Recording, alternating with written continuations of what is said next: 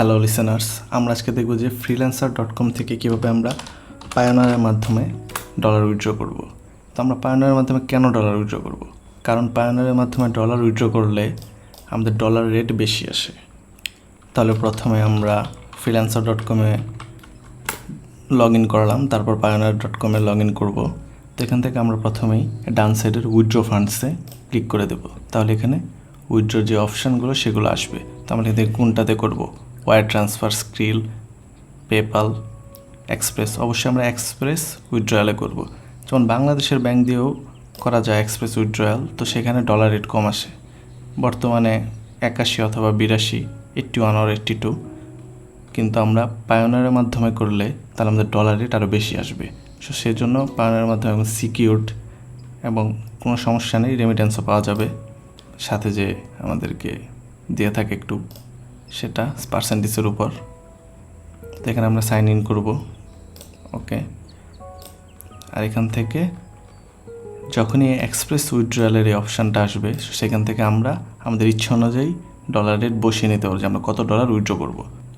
তো আমাদের এখানে কী কী কারেন্সি আছে? এই যে ইউএসডি, আমি গতবার ইউএসডি উইথড্র দিয়েছিলাম এই যে ফ্রিল্যান্সার এন্টার। তো সেটা আমি যাচাই করে তারপরে আপনাদেরকে দেখাচ্ছি।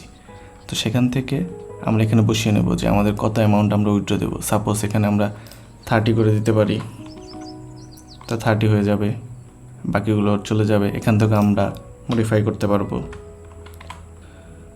তো আমরা ওপেন করার পর আমাদের সামনে এরকম একটা ইউজার ইন্টারফেস আসবে, সেটা তো আপনাদেরকে দেখালামই। তারপর নিচের দুইটা বক্স থাকবে।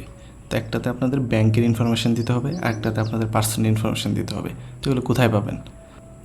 তো আমরা এখন চলে যাব পায়োনিয়ারের লগ ইন করা ইন্টারফেসে। তো এখানে এটা নিউ আপডেট পায়োনিয়ারের। তো আপনারা যে ক্লাসিক আপডেটটাও চান সেখান থেকে বের করে দেওয়া যাবে, কোনো সমস্যা নেই। তো এখানে আমাদেরটা কী কারেন্সিতে বের করবো? USD, euro, GBP.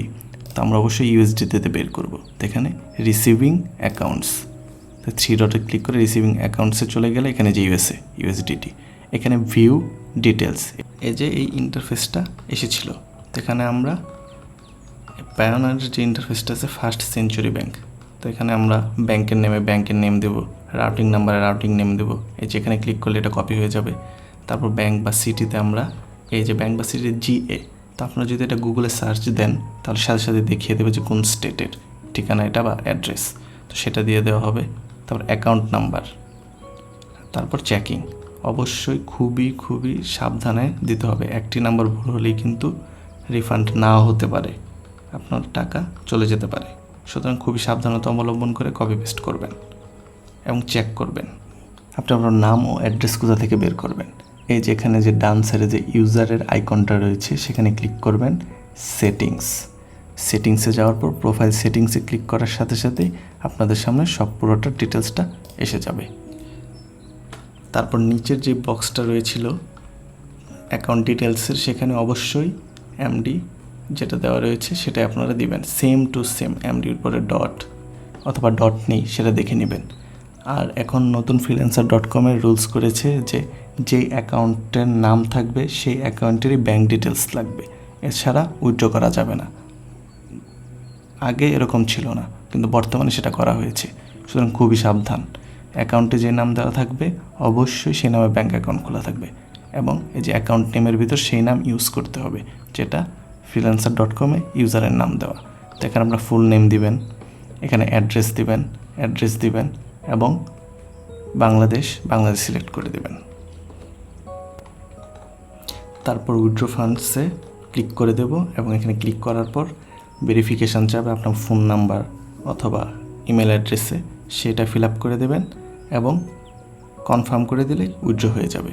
এবং আপনার 3 থেকে 4 দিন ওয়েট করতে হবে। তো আমরা পরবর্তী একটা ভিডিও করতে পারি যেটা পায়োনিয়ার টু পায়োনিয়ারে ডলার ট্রান্সফার করলে কোনো প্রকার ফি কাটবে না।